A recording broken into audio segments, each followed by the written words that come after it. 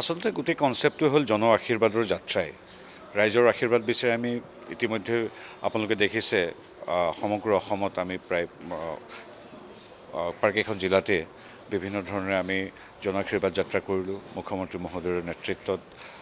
আমাৰ সন্মানীয় দিলীপ শইকীয়াদেৱৰ উপস্থিতিত এতিয়াও আমাৰ কেৱল জিলা বা ৰাজ্যিক পৰ্যায়তে নহয়, গাঁৱে ভূঞে আমাৰ তৃণমূলৰ কাৰ্যকৰ্তাসকলে এই মুহূৰ্তত জন আশীৰ্বাদ বিচাৰি মানুহৰ ঘৰে ঘৰে অনুষ্ঠানে প্ৰতিষ্ঠানে গৈছে।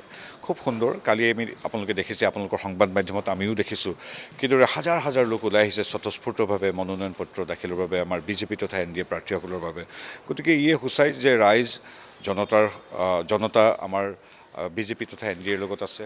তৃতীয়বাৰৰ বাবে ডক্টৰ হিমন্ত বিশ্ব শৰ্মাৰ নেতৃত্বত ৰাজ্য চৰকাৰ এখন গঠন কৰিবলৈ ৰাইজে আশীৰ্বাদ দিবলৈ যেন ইতিমধ্যেই থিৰাং কৰিছে, তেনেকৈ অনুভৱ আৰু আত্মবিশ্বাস আমি দৃঢ়ভাৱে পোষণ কৰিছোঁ।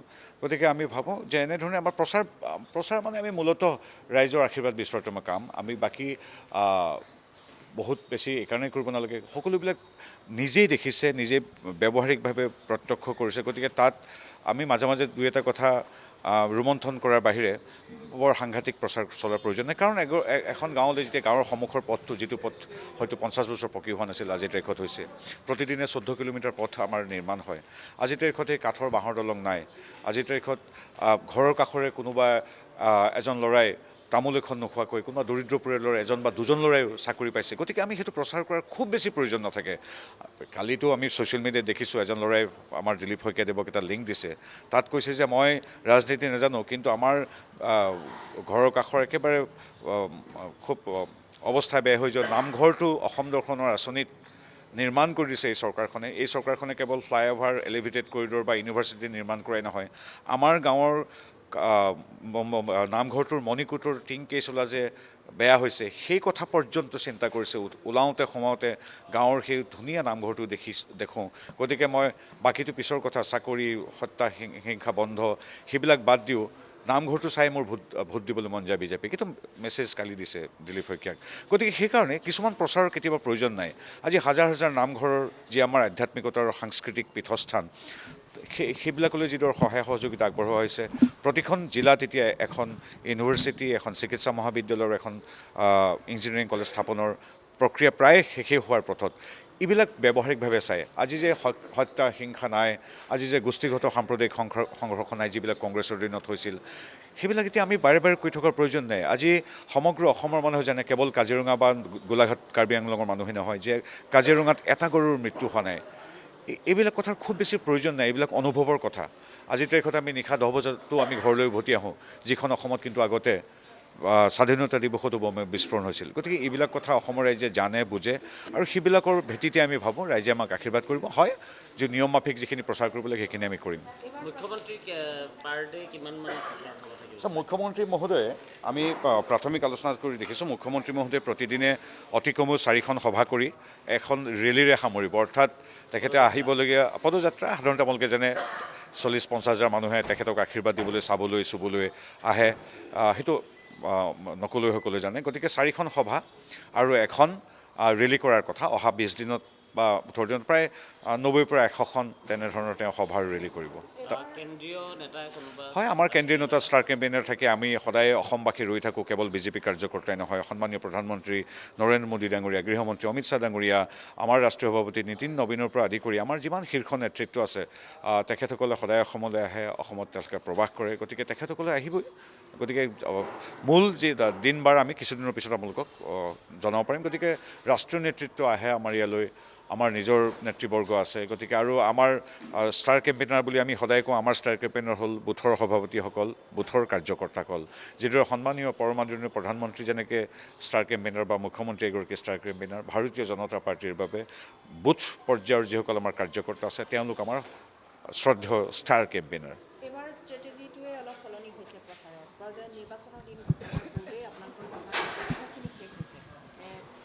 আপুনি ঠিকেই কৈছে, জন আশীৰ্বাদ যাত্ৰাত আমি বহু লাখ মানুহৰ আশীৰ্বাদ লভি আহিছোঁ। তাৰ আগেও বিভিন্ন অনুষ্ঠানত, বিভিন্ন সভা সমিতিত মুখ্যমন্ত্ৰী মহোদয়, দিলীপ শইকীয়া মহোদয় তথা নেতৃবৃন্দই কাম কৰি আছে। গাঁৱে ভূঞে সিঁচৰতি ৰাইজৰ সৈতে আমি সদায় বহিছোঁ। গতিকে আমাৰ তেনেধৰণৰ প্ৰচাৰ চলি আছে। আৰু পুনৰবাৰ কৈছোঁ যে এইবাৰ খুব বেছি প্ৰচাৰ কৰিব নালাগে বুলি এইকাৰণেই ভাবোঁ, কাৰণ কি ৰাইজে ব্যৱহাৰিকভাৱে দেখি আমাক আশীৰ্বাদ দিছেই। তেওঁলোকে আমি এতিয়া আমাৰ সেই কথাবিলাকে আমি আকৌ কেনেকৈ প্ৰণালীবদ্ধভাৱে লৈ যাওঁ সেই কথাখিনি চিন্তা কৰিছোঁ। প্ৰচাৰ এটা দলত লাগিবই, আৰু মূল আমাৰ কথাটো হ'ল সুৰক্ষিত অসম, বিকশিত অসম। আপুনি যদি সোধে মূল থিমটো কি হ'ব, থিমটো হ'ল সুৰক্ষিত অসম, বিকশিত অসম। সেই থিমটোৰে আমি যাম। অসমৰ সুৰক্ষা আৰু বিকাশৰ প্ৰতিজ্ঞা, সেয়া আমাৰ বিজেপিৰ সংকল্প।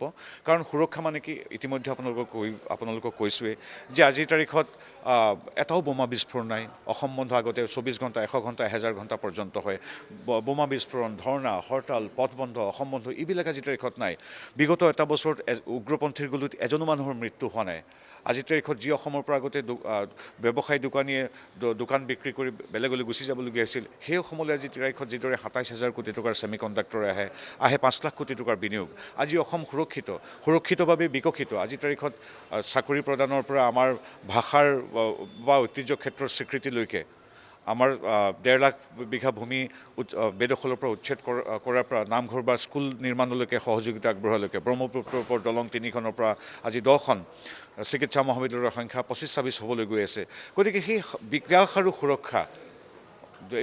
সুৰক্ষা হ'ল আমাৰ মূল কাম্য, আৰু সেইটো আমাৰ সংকল্প, আৰু সেইটো আমাৰ এইবাৰ নিৰ্বাচনৰ মূল বাক্য, যে এখন বিকশিত সুৰক্ষিত অসম গঢ়িবৰ বাবে ডাবল ইঞ্জিন চৰকাৰৰ সৈতে প্ৰত্যেকটো অঞ্চল আজি আমি তাৰিখত সংযুক্ত কৰিব লাগিব।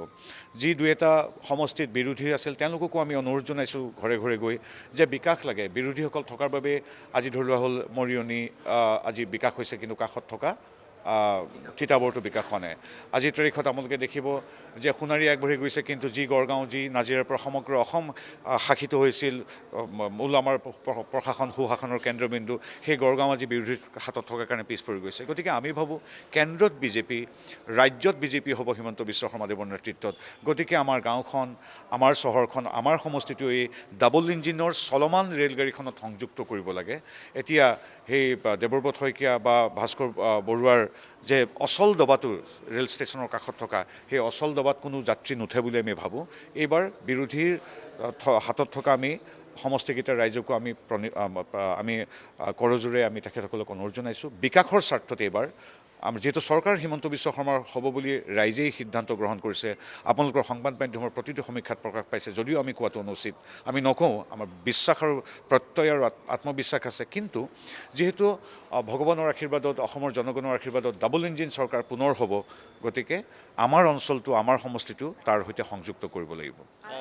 আৰু এটা যে এতিয়া শেহতীয়াকৈ এটা দেখিছোঁ, প্ৰথমতে টিকট নোপোৱাৰ ক্ষোভ কাৰোবাৰ আছিল, কিন্তু সেইখিনি প্ৰশমিত হোৱাও আমি দেখিছোঁ। বিজেপিত হয়তো আজিও সিদ্ধাৰ্থ ভট্টাচাৰ্যই চাইকেল এখনত তেওঁ পতাকাখন মাৰি তেওঁ দিছে। এই সিদ্ধাৰ্থ ভট্টাচাৰ্যৰ দৰে ব্যক্তি হ'ল এগৰাকী সমৰ্পিত কাৰ্যকৰ্তা। তেওঁলোকে আমাক শিকাইছিল যে বিধায়ক হওক, মুখপাত্ৰ হওক, সাংসদ হওক, মন্ত্ৰী হওক, এইবিলাক একোটা দায়িত্ব।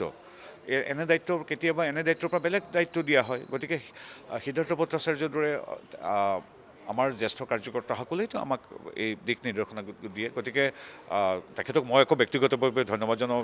যোগদান কৰাৰ পিছতে তেখেতে মোক মুখপাত্ৰ কৰিছিল। তেখেতৰ অৰিহণা অভূতপূৰ্ব। কেৱল তেখেত বুলিয়েই নহয়, প্ৰায় 1200 লোকে আমাৰ প্ৰাৰ্থিত্ব বিচাৰিছিল, অধিকাৰ আছে। বিগত 10 বছৰত ময়ো তেনেকৈ বিচাৰিছিলোঁ, দুবাৰ মোক ৰিজেক্ট কৰা হৈছে, মোক টিকেট দিয়া হোৱা নাছিল। ময়ো কেনেকুৱা লাগে মই জানো, প্ৰথম দিনটো অলপ দুখ লাগে, কাৰণ বহু সাধনা কষ্ট কৰা হয়, মাহ বছৰ ধৰি জীৱনৰ মূল্যৱান সময় দিয়া হয় নিজকো প্ৰক্ষেপ কৰিবৰ কাৰণে। কিন্তু আমাৰ এই যে 1000 বা 1200 আছে, আমাৰ সন্মানীয় সতীৰ্থ আছে, তেওঁলোকে নিজকে প্ৰক্ষেপ কেৱল কৰা নাছিল, তেওঁলোকে কৰিছিল দলৰ নীতি আদৰ্শ, দুইখন চৰকাৰে কৰা ভাল কাম, আমাৰ দলৰ দৰ্শন, এইবিলাকহে ৰাইজৰ ওচৰলৈ লৈ গৈছিল। গতিকে তেওঁলোকৰ যোগ্যতা হিচাপে প্ৰাৰ্থিত্ব বিচাৰিছিল। প্ৰতিগৰাকী ব্যক্তিয়ে যোগ্য, আৰু দলে সিদ্ধান্ত কেনেকৈ লয় সেইটো আমি সকলোৱে জানো। গতিকে তেখেতসকল আমাৰ সদায় শ্ৰদ্ধেয়, আৰু তেখেতসকলে সদায় দলটোক আগুৱাই লৈ গৈছে। প্ৰশমিত বুলি কথা নাই, আমাৰ সকলো এটা পৰিয়ালৰ সদস্য। কেতিয়াবা কাৰোবাৰ খং ক্ষোভ থাকিব পাৰে, বহিঃপ্ৰকাশ ঘটে, কেতিয়াবা নঘটে, কিন্তু সকলো এটা পৰিয়ালেই।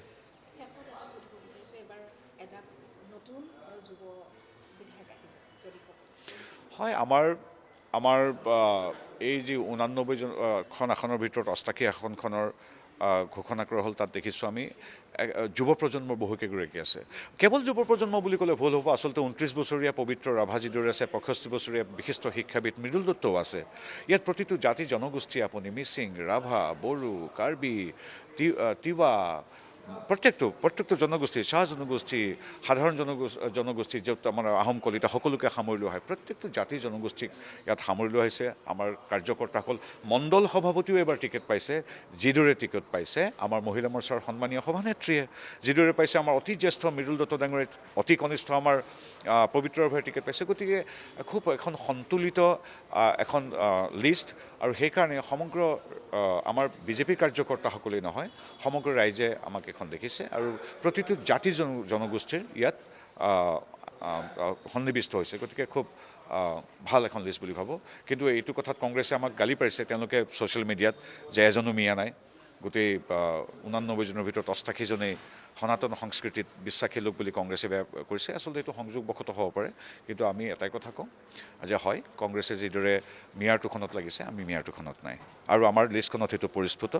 কংগ্ৰেছৰ লিষ্টখনত চাওক, বাংলাদেশী অৰিজিনৰ মিয়াৰে পৰিপূৰ্ণ হৈছে, কিন্তু আমাৰ 88 জনৰ মাজত আপুনি তেনেকুৱা নাপায়। সেইটোতো মিয়াৰ ভোটটো আমি কেতিয়াও বিচাৰি নিদিওঁ, যি অসমীয়াত্বত সমাহিত নহয়, যি ভাৰতীয়ত্বত সমাহিত নহয়, যি মোৰ অসম মাতৃ বা ভাৰত মাতৃক আই বুলি গণ্য নকৰে, তেওঁলোকৰ বাবে, তেওঁলোকৰ ওচৰত ভোটৰ বাবেইতো আৰু লুৰিণজ্যোতি গগৈ বা অখিল গগৈ বা গৌৰৱ গগৈৰ আমি আঁঠু ল'ব নোৱাৰোঁ। ভোট দিয়াৰ অধিকাৰ সকলোৰে আছে। কোনোবাই আমাক ভোট দিছে, আমি স্বাগতম জনাওঁ, আমি ধৰি ল'ম যে তেওঁ মাতৃভূমিক আমাৰ মাতৃভূমি বুলি ভাবে, তেওঁ আমাৰ ভাৰত তথা অসমৰ সনাতন সংস্কৃতিৰ প্ৰতি শ্ৰদ্ধাশীল। গতিকে তেনে কোনোবাই ভোট দিব পাৰে, ভোট দিয়াটো অধিকাৰ কাৰো, আৰু আমিতো তেনেকুৱা নহয়। কিন্তু যি অসমৰ অসমীয়াত্বক, ভাৰতীয়ত্বক গণ্য নকৰে, গ্ৰাহ্য নকৰে, তেনে ভোট এই কংগ্ৰেছৰ ওচৰলৈকে যাওক, আমাৰ তাত তাৰ কোনো প্ৰয়োজন নাই। আৰু লিষ্টখন চালে গমেই পাব, কংগ্ৰেছক সুধিব তেওঁলোকে মিয়াক কিমান দিছে।